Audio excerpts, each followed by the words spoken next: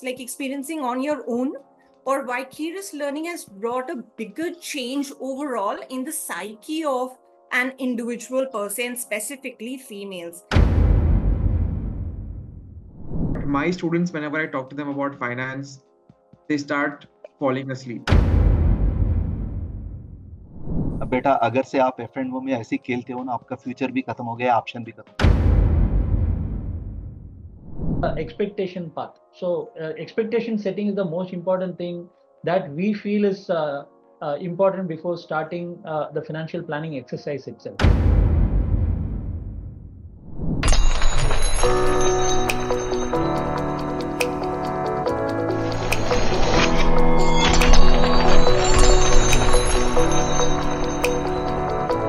The Sound of Money with Santosh Sirur.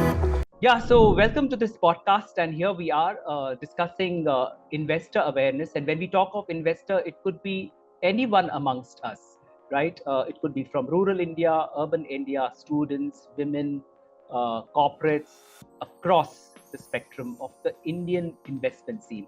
So my first question for you, Mr. KS Rao, is when it comes to the ground level awareness initiatives, and more so on investor initiatives, be it from AMFI, SEBI, or even the corporate mutual fund houses, we all know that there are these tons of initiatives. But what is the real, the news on the ground? How greatly it is working? Maybe if you could start with you. Yeah. Thank you so much, Santosh, and glad to be here at Sound of Money with a wonderful co-panelist. It's a great to be here. And coming back on the financial literacy initiatives, I look at it's almost over a decade. The focus is coming from across, from all the regulators, whether it is the Reserve Bank of India, SEBI, or NABARD. Some extent, NABARD is doing quite a good amount of job in the rural India. And we were at AMFI over last 10 years. We were aggressive, and thanks to the regulator initiative to create a corpus of 2 basis points earmarked for educating the people. Credit goes to the regulator per se, because that has become at AMFI level, at our industry level, all the participants are doing. For example, in 2013, at Aditya Birla, we started with an initiative called Janoge Tabhi To Manoge. We went around the ground, what you need to do, how you need to do. And then with this, regulator also has added value with an ISM support. This is called resource persons, SEBI resource persons. These are the people who are educating. It's quite a good amount of work which is done. Now there is also called the smart trainers. In all this investor awareness programs across the country have gone up well. But when it is started with a decade back, it was an intention, how I can, and for example, at mutual funds, we have our own selfish interest, how I can enhance the people coming to the mutual funds. Per se, my interest is to educate them on the mutual funds and convert them into the mutual funds. Agreed. But over a period of time, if all the regulators coming together, probably which has shaped up much more better, it is we started with a financial awareness, and which has converted some extent to the financial literacy, moved to the financial capability. Today, it has gone to the extent it is a financial well-being. And these programs have gone in a multi-variants. It's one is a vernacular and the last mile reach, and the second is the segmentation. For example, there is a corporate programs which we call physical fitness workshops or financial well-being workshops, and then we do have programs earmarked for the college students. And it's like, for example, from my organization, we work with little over 39 universities today. We called a program called My First Paycheck, how I can do for the college graduates to do. Then we have gone one leg below, it's to the students, because this is where we do not have, we have not defined in the financial, any curriculum in the schools, and we have a programs. This started with the NISM, which used to have a pocket money that has become a workshop, and so we do this called a money line. End of it, I can look at what kind of impact these are creating. Probably we can judge today, the mutual funds IAA campaign to till date, the industry has grown is one metric I can look at. Other metric I can look at is the awareness of the people has gone substantially up. That I look at, our SIP book is growing. The informed investor is coming to that. Market fluctuation doesn't matter. Means investor is getting mature. Yeah. Then the third metric I look at is the significance. We have gone to the level of customization. For example, it's a community engagements. Like, we do a program called Fauji Nivesh. We do programs for the teachers. We call it, it's an initiative called FEFE, Financial Education for Educators. And similarly, we reach out to the women segment right across. At Amphi, we have Her Money Matters. Yeah. And at some of the institutions like us and my peers who are doing it, we run a program called For Her, FORHER. Okay. And all that, everyone is coming together, it is getting sustainable. Yeah. But what we need to do going forward is somewhere the integration, it's a bits and pieces. Insurance is doing insurance, mutual fund is doing mutual funds. How we can put this all put together and how we can make it very rural. That's where my take on this. Yeah. Great points to begin with, Mr. Rao, on this roundtable. Let me come to you, Mr. Sadagopan, as an RIA, right? I'm sure the awareness levels of these investors, right? Is it really very male dominated? Do you come across that? Because when it comes to females, women, students, rural population, how much level of inclusivity is there, with your experience, your interactions with the industry, and more so with the investors themselves? Yeah. So thank you very much for having me on this wonderful panel. Before answering the question that you have posed me just now, I want to step back a bit before answering this question. I want to really talk about the understanding of financial planning itself. Okay. And the awareness whether the financial planning and the need to understand finances, how strong that is today. So I started my financial planning journey in 2004. At that time, there was a need to even tell people what is financial planning. So that is where we started at one point in time. But over a period of time, that has pretty much changed, and today the awareness is much higher as compared to what it was. So I don't have to explain what is financial planning. Today, people who are coming to us for financial planning pretty much know what to expect from us. So that is the good part. The other part which you are talking about is are males typically the people who anchor the family finances? The answer is yes, and there are several reasons for that. I would say, as far as our client set is concerned, 70% of the people who anchor their finances, family finances, and who talk to us on a primary basis are males. That said, the number of ladies who are now participating now and are the primary people who are interacting with us on the family finances is on the rise.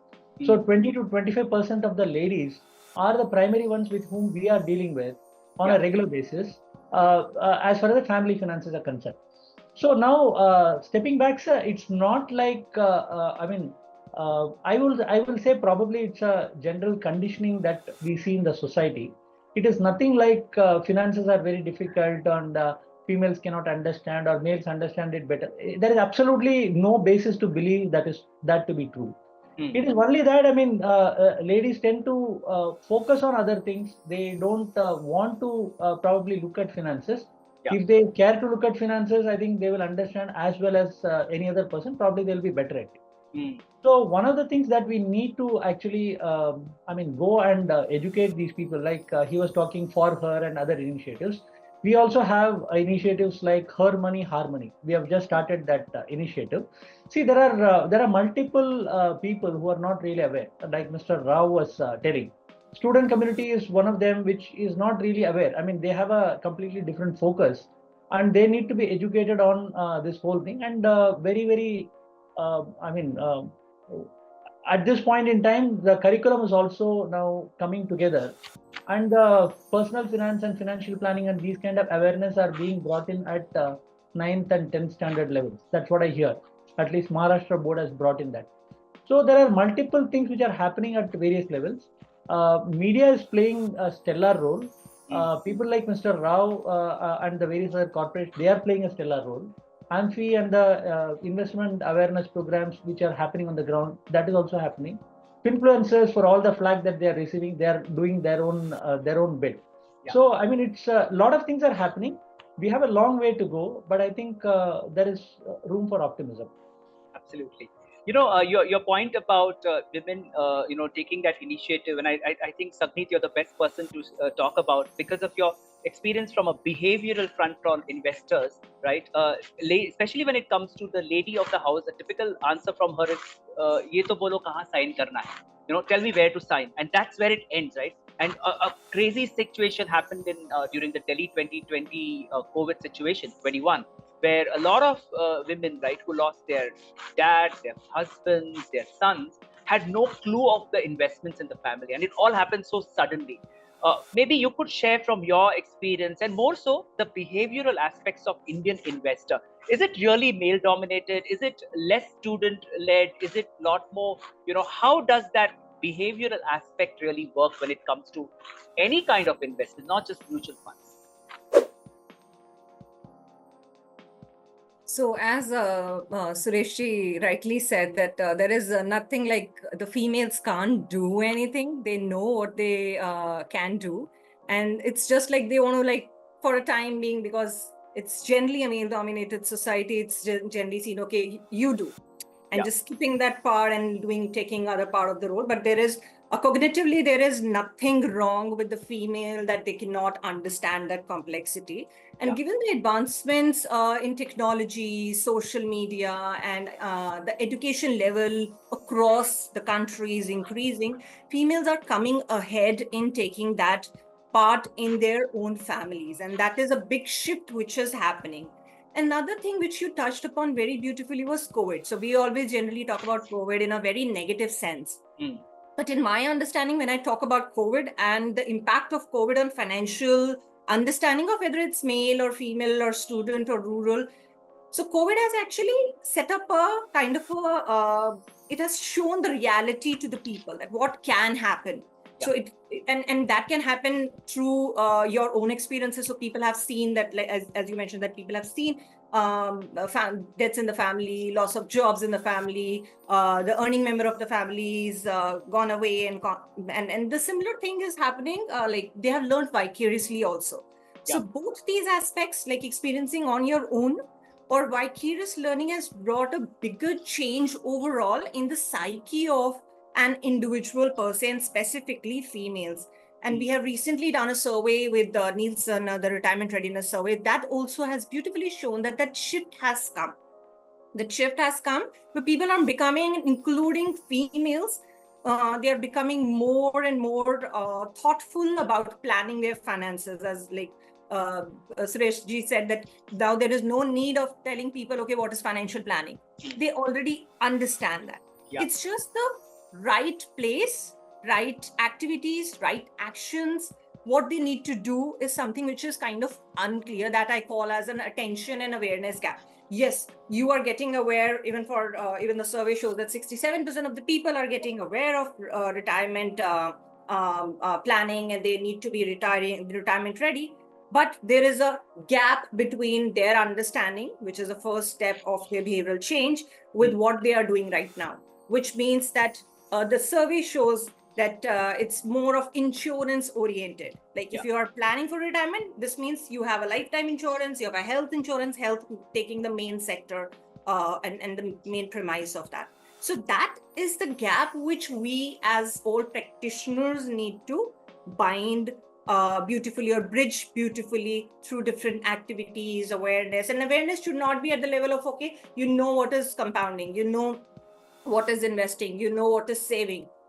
It should be to the level where I'm helping the client or I'm helping the investor take that journey very, very easily up till the end. So that's bridging the awareness gap, maybe through products, maybe through adding nudges to the existing set of products, maybe simplifying, maybe using more vicarious learning. I think there are different ways in which people can do. And specifically coming back to the kind of behavioral patterns which women show, or which in general you can see in geographies. So specifically talking about women, as Sureshi said a couple of things about the psyche of women, I would like to add one more aspect, that women are they are diligent. So if they stick to something, so this is again shown in the results of the survey itself, they're highly committed to their plans as compared to males.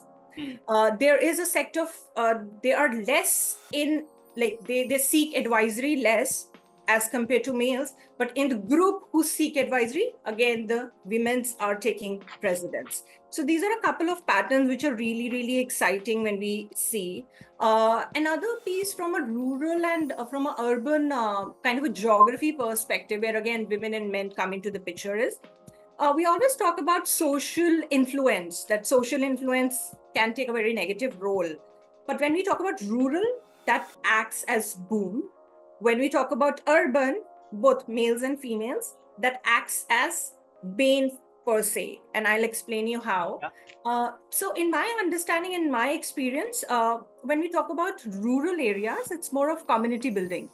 So if informed community players are seen and they are explaining things and they are helping the people taking one notch ahead for their financial planning, they will be going and discussing openly with them and discussing and taking their help and seeking their advice and going ahead. So the community takes a precedence. And even females also, whether urban or rural, it's seen that community takes precedence. So social groupism, taking advice, taking source of conformity. So I think that really plays well. And if it is done in an informed manner, that really runs well.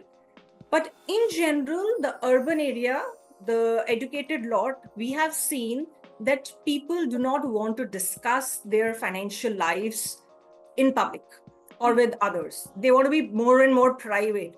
So they'll discuss, okay, what investment I should be investing in, this and that. And in general, I should be like financial planning, how we should be doing it. In general, they will get all the gyan from others. They will discuss things.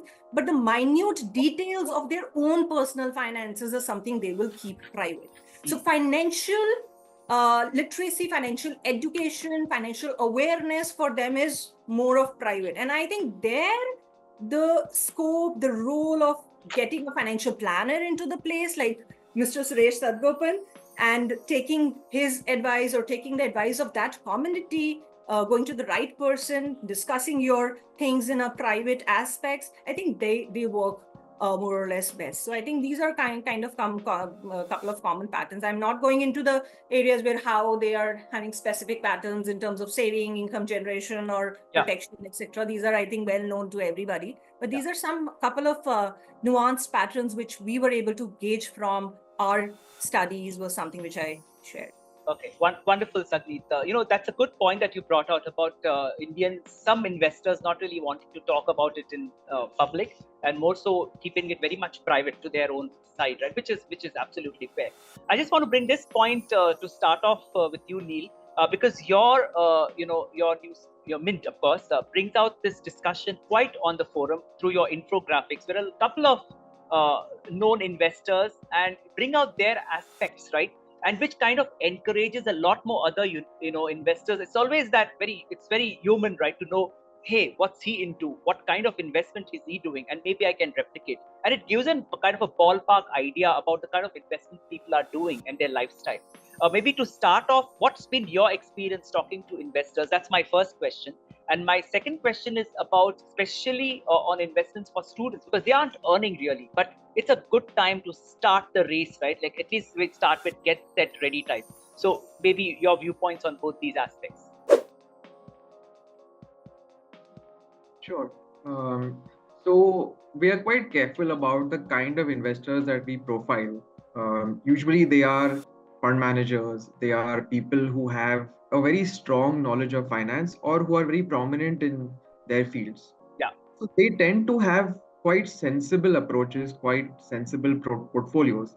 There is a diversity, of course, like for example, Ashish Somaiya of White Oak, when we spoke to him, he had taken a major bet on commercial real estate in the pandemic. Whereas somebody like a Kalpen Parekh would have a very balanced portfolio. There could be some people, let's say Rajiv Thakkar, who has extremely large equity allocation because he has that much confidence in the fund house and the performance of equity. So within that diversity, still there is, I think, overall quite good management of finances. And we hope that message will go out to the general public. On the question of students, now I teach at a college. I teach at Flame University in Pune. I teach business journalism. But my students, whenever I talk to them about finance, they start falling asleep. Mainly because they don't have any money. जो भी कुछ आ रहा है वो papa mummy का pocket money आ रहा है. So they don't have to think about filing their taxes. They don't have to think about taking a loan. They don't have to think about घर कहाँ से खरीदेंगे. ये सारी decisions are just not there. Yeah. Not there. So I don't know. I am quite pessimistic on. I think students can be taught a little bit of the basics, but it's only when you start getting money that these decisions become very real. Yeah. And I think the problem with a lot of financial education and literacy programs are that they are not spending enough time with the people who do have money. So, one group, I'll give you two examples. So one group of people who have a lot of money is NRIs. Yet our system has made it so difficult for them to invest. 100 forms they have to fill. And even for mutual fund investors, there is all of the KYC, re-KYC, nomination karo. It's almost become like a penal thing that if you want to invest first, you jump through all these hoops. So that's become one big issue. The last point I want to make is the kind of financial, let's say, knowledge that has spread is the wrong kind. What do I mean? If you see the explosion of options trading in India in the past couple of years, this has become a satta bazaar.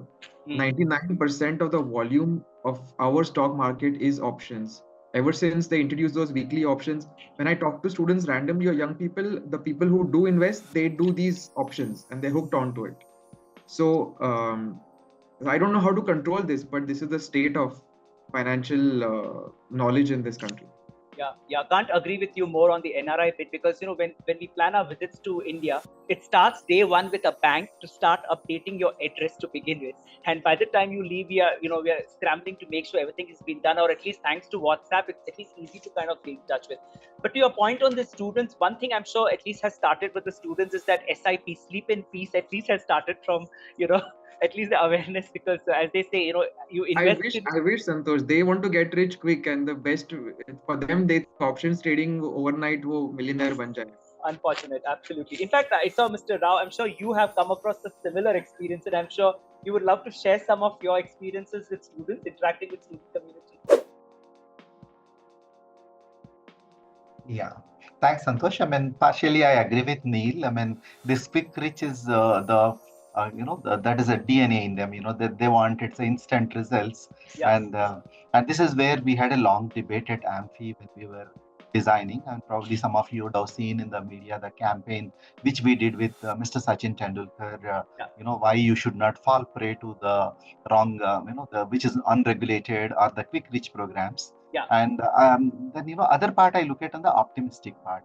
When we do, I mean, I personally work with my team, and we all work with little over 39 universities. Some of these universities have made it mandatory to undergo this workshop. It is a half a day to full day workshop, which is called My First Paycheck.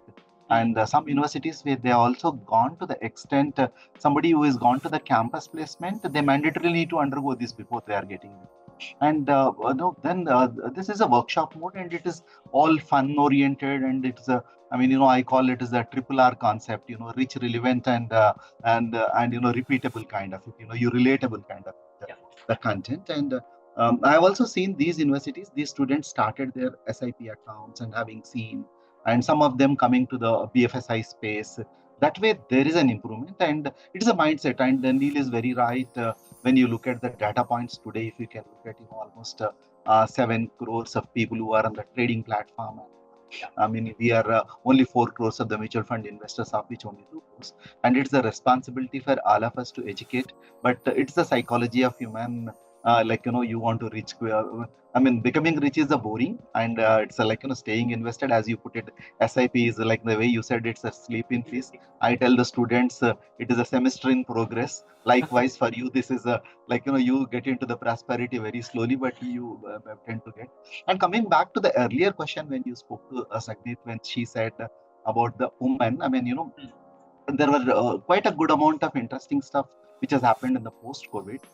Today, if I can look at in the last 2 years statistics on the mutual fund investors, every third investor is incidentally women. 1/3 of the people who have come and the new folios which have come is through the women. That's a amazing change. I mean, today there is another data point if I can look at on the BFSI space.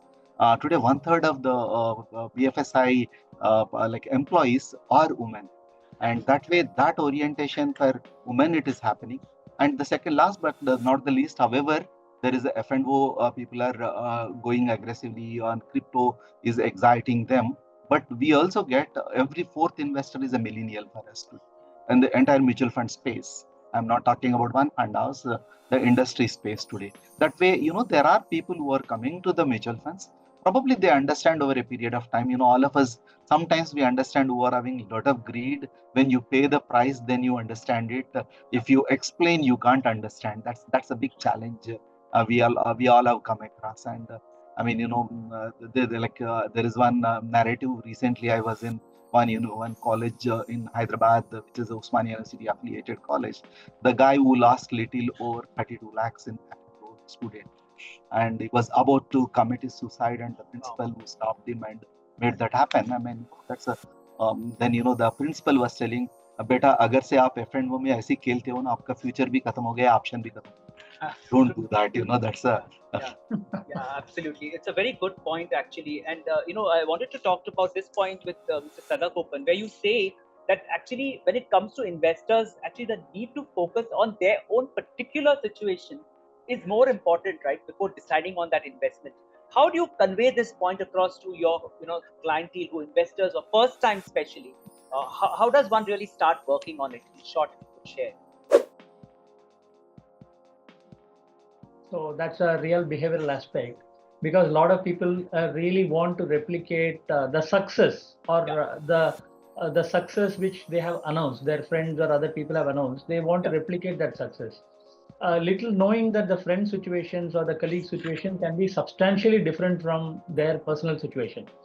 So one of the things which we talk to the clients is that we are people who are going to help you in your life journey to achieve the goals.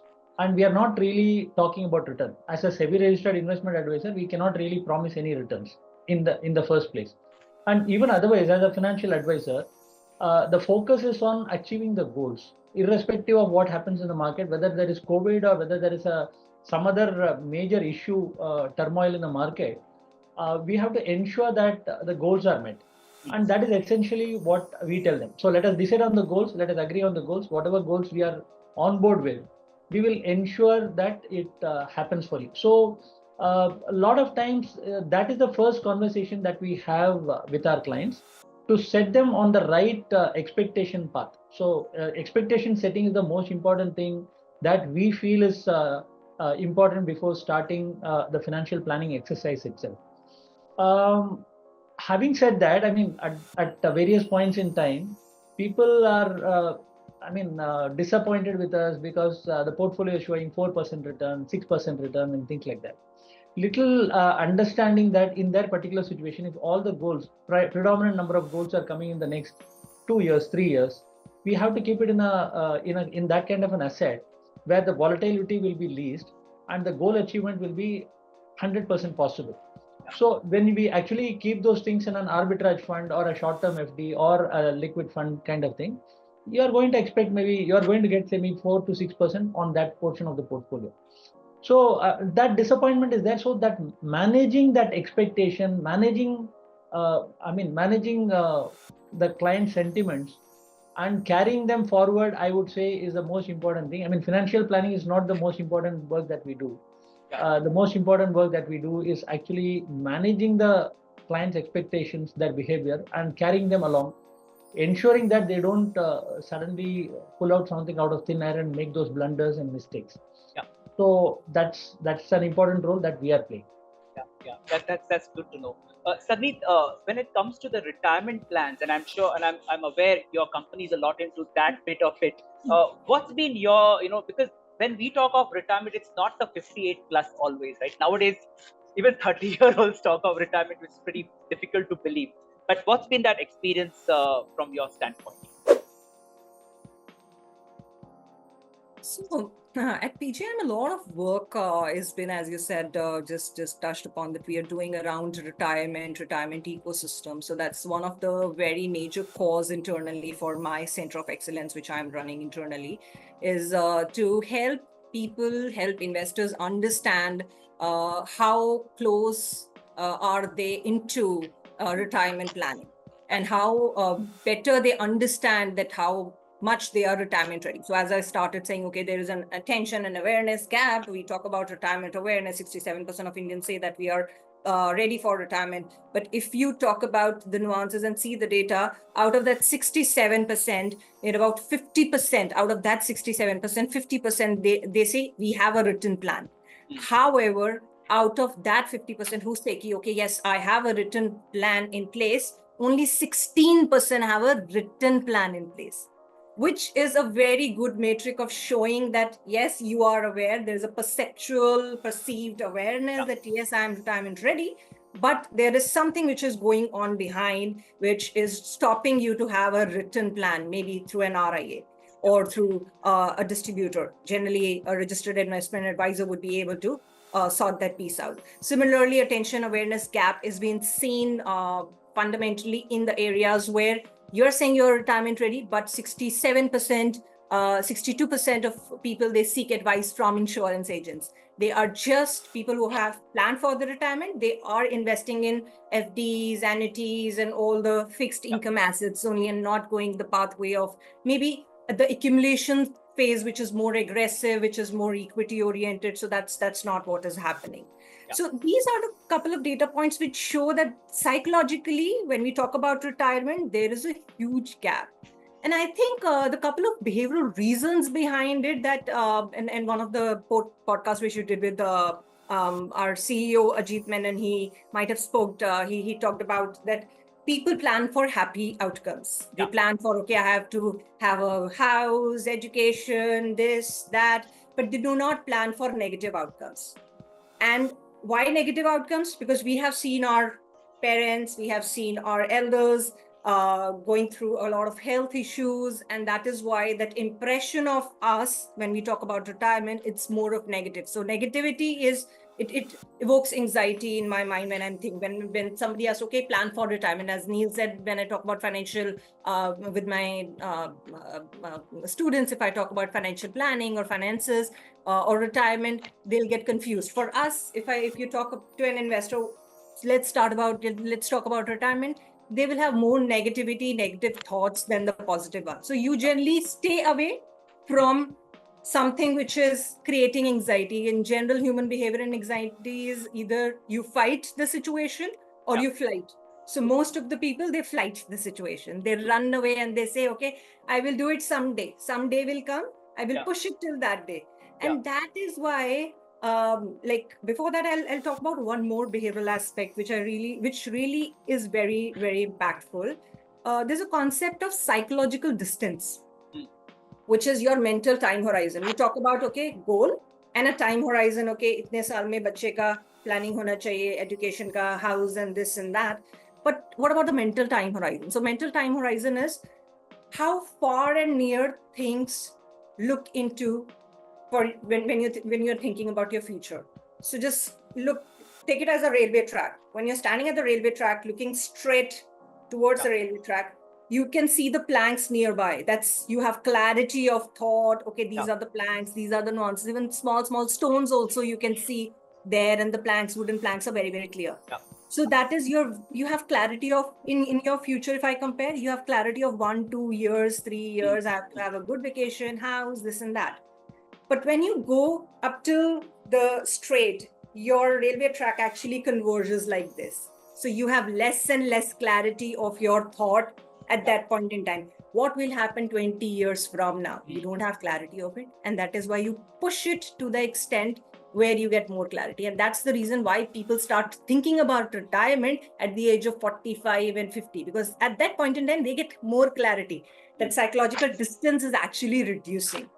So that's the like behavior, that's the behavioral aspect behind the retirement planning when people are thinking, and availability by sort of taking retirement as a negative aspect is something which is like stopping people to think about retirement. But I think one point I would, because when we talk about behavioral science is not about just understanding the nuances behind and understanding the psyche of an individual or an investor advisor. We are also the people who can bring solutions for this kind of a behavior. So one of the great solutions, which mindset change solution, which we are like working on right now is when we think about retirement in general, or when we think about income generation in general, we always say that, okay, my income comes from XYZ source. So for example, if in this forum, if I ask all of you that where does your income come from? So what will you say? Yeah, whatever your BAU income, your bread and butter income. Yes, from where your salary is coming. Absolutely. So my income bank comes in my from, case, yeah. Yes. So most of the investors, advisors, they say my salary, my income, my money is coming from an X source, which is my occupation, my profession, my job. This is the common answer across all age groups, across all professions. It's a very valid, tested question, which I generally do when I talk to investors and advisors. But that is wrong. That is wrong, because your income is not coming from your salary, not from a distant source on which you do not have a control. Rather, your income is coming from your own labor, and your own labor is being directed by your talents, your expertise, your time, your labor. I think that's the mindset change we need to bring among all investors, and specifically when Neil was talking about that, when they talk about finances and income generation, I think that's a very beautiful aspect, that the biggest risk in retirement and the biggest risk in general is that you believe that you have only one skill which could generate income. But if you have multiple skills which could generate income, and skill is something which is internal, you can control, and that has least psychological distance with that part. You can generate more income, you can learn more skills, you can generate more income from all different sources. I think this is the concept which we are trying to bring as a solution, as a mindset change in the community, to bring that aspect that yes, retirement is a positive frame, it's a positive aspect. It's not just you will stop working and you will be sitting on the bed and waiting for your children to be taking care of you, or looking at the doors and the fans and taking care of your health. It's much more than that, where you can learn something, you can monetize, and you can be like on a stage of never retire. So that's the concept which we are trying to bring into place. Can't agree more with you, Sagneet, because I'm in that zone where the podcasting, the radio jockeying is now leading to my retirement solution in a big way, probably. So coming back to one last topic, and possibly the most important topic, which an investor awareness kind of a podcast cannot be ended without, is the recent the insurance industry trying to, in a way, nudge a bit and say, hey, this is like a mutual fund. And who better than a Neil Borate who can talk to us and start that discussion. And in fact, recently, the finance minister, Ms. Nirmala Sitharaman, actually acknowledging this with Neil very recently. Maybe if you could start, Neil, what's been the view there and what's the progress that we see? So Santosh, again, it goes back to the very basic axiom of life, that if you show me the incentive, then you see the action. So insurance commissions, as we all know, are extremely high compared to other products, and they remain so. In fact, the regulator there, they even removed that cap that earlier used to be there, which was anyway a very liberal cap. They said there's an overall expense ratio, which the insurer can then decide how much goes into commissions. And this has caused this repeated problem of mis-selling. And right now, the mis-selling has taken on this nature because the markets are on a roll. So they want to capitalize on it. So now they are marketing these ULIPs as if they are mutual funds. In fact, you have to take a magnifying glass and find the word ULIP somewhere. I put out a tweet asking people to identify the errors, and people had to really apply their minds. So the solution has to come from the government. I'm glad that the finance minister is cognizant of the problem, and I do hope that they solve it. But until they do, we can definitely do our bits to spread awareness among the public about this issue, this aspect, and protect them from it. Yeah, true, absolutely. Just kind of wrapping up this roundtable. Any closing comments? Any thoughts that you would love to share? Maybe we can start with you, Mr. Rao. Santosh, can I add something to what Yes, Neil please. said? Yes, I completely agree with what Neil said. Yeah. So the only thing is, see, there are two parts to investor awareness or investor wellness. One part is, of course, the regulation. So the regulation portion, I think many regulators are doing well. Some regulators are lagging. So I think they will catch up at some point in time. So the wrong incentives which are currently being given in insurance is a case in the point. I think at some point in time that will also be corrected. So that is one aspect.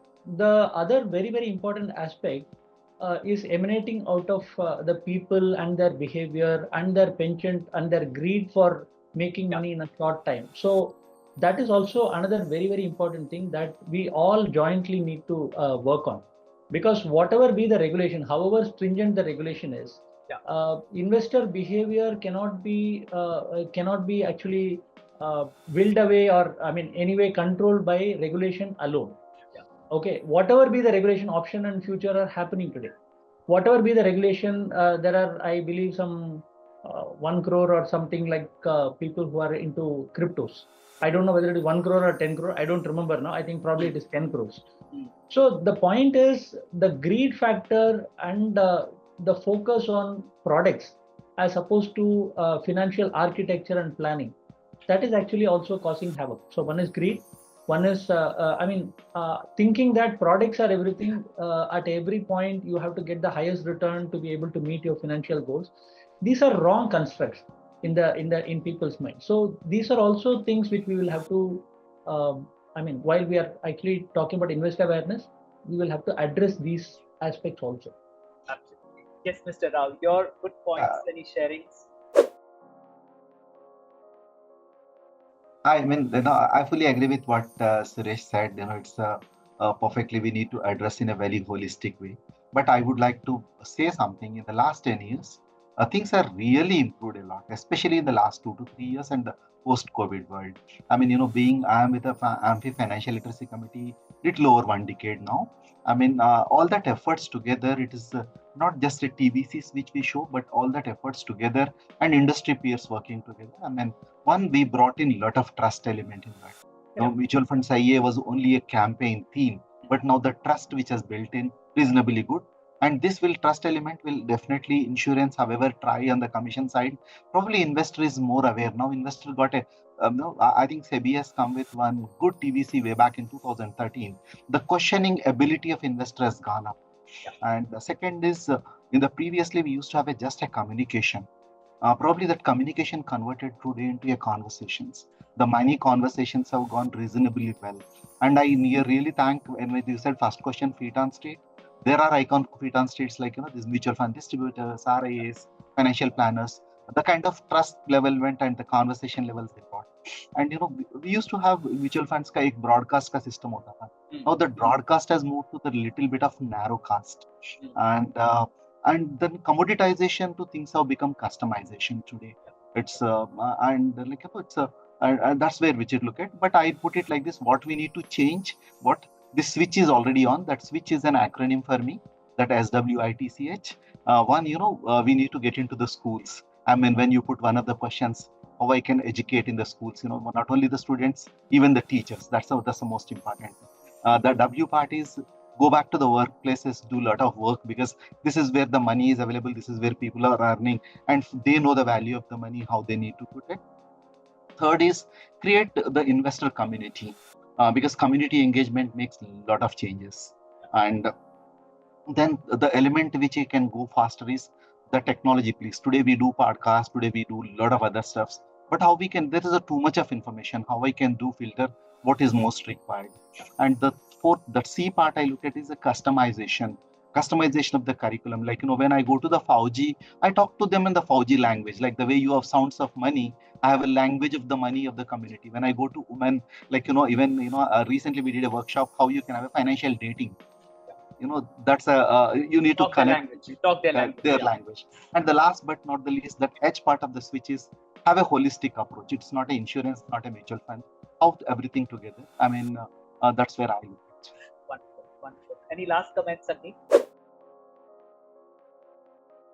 So for me, I think as Suresh rightly said, that behavioral aspect has to be taken into consideration. I completely, given from this field itself, I completely agree with him that we need to mind our minds and we need to mind our investors' minds to take them towards where we want them to go. So that's the crux of what I will say. And from a regulator and from the industry players' perspective, as Mr. Rao rightly said, that the trust, building trust among the investors' mind is very, very consumer protection, and building trust is the main aspect which we need to be taking care of. And what Neil mentioned in one of his answers to your questions was that, yes, the problem is that there's a lot of complexity in the entire process, and it becomes really difficult for a new person, like a student, to go and open an account also. So KYC process is difficult. So how we can, as industry players, how as MFI or SEBI and regulators can help making that process quick and simple. So simplicity, because human mind cannot handle complexity. That's is known by everybody. How we can design things in a way which will take the relevant information in a quickest manner and then passes the person to the next stage, and that assures that yes, you are secured and it's very easy for you to take this entire action, and we are there to help you. I think the trust and the simplification will, from a regulators and industry players perspective, will solve many of the issues related to investor psyche. That is what I would say in my last comments on this call. Perfect. Neil, as fourth estate and a strong pillar from an independent standpoint for this industry, what's your closing comment, your last words? So a lot of progress has been made, but I think Sagneet really hit the nail on the head. Simplicity is the key. If we just do that much, I think the rest of financial literacy education will follow. Yeah, perfect. Thank you, everyone, each of you, for being on this podcast, taking time. And I'm sure this podcast, Sound of Money, will help in conveying the message that each of you from your respective fields would love to convey to the investors.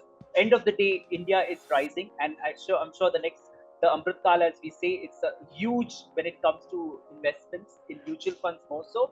Thank you once again for joining in on this podcast. Thank you.